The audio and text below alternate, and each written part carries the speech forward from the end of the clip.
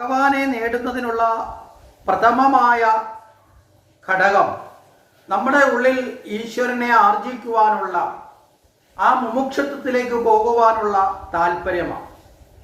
ഞാൻ അഭിലാഷ് നാരായണൻ കൊല്ലം.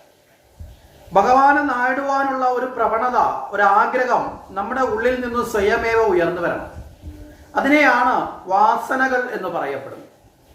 ഭഗവാനെ നേടുന്നതിനാവശ്യമായ വാസനകൾ 2 തരം എന്ന് ഭാഗവതം വിവക്ഷിക്കുന്നു. അതിലെ ഒന്ന് ബാധകവാസനയും മറ്റൊന്ന് സാധകവാസനയും. സാധകവാസനയിലൂടെയോ ബാധകവാസനയിലൂടെയോ വേണം ഒരു ജീവൻ ഈശ്വരനെ നേടുവാൻ.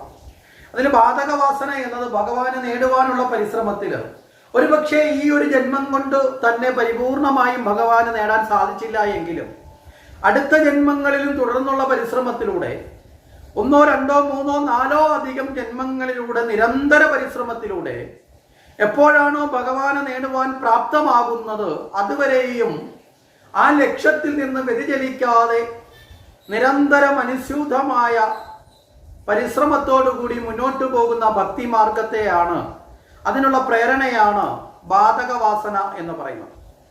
ആ ബാധകവാസനയുടെ ഉദാഹരണമാണ് ഭാഗവതത്തിൽ ഭരതൻ പിന്നീട് മാനായി ജനിച്ചതും ജഡഭരതനായി മാറിയതും ഒടുവിൽ ഭഗവത് സാക്ഷാത്കാരം നേടുന്നു.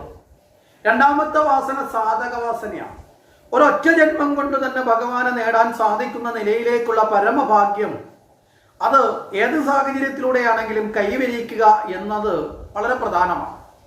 അന്ത്യകാലത്ത് നാരായണ സ്മൃതിയിലൂടെ അജാമിളൻ നേടിയെടുത്തത് ഈ സാധകവാസനയാണ്. ആ ഭഗവാന്റെ നാമസങ്കീർത്തനത്തിലൂടെ ഭഗവാന്റെ സ്മരണയുണ്ടായപ്പോൾ അവിടെ അജാമിളന് രണ്ടാമതൊരു ജന്മം വേണ്ടി വന്നില്ല.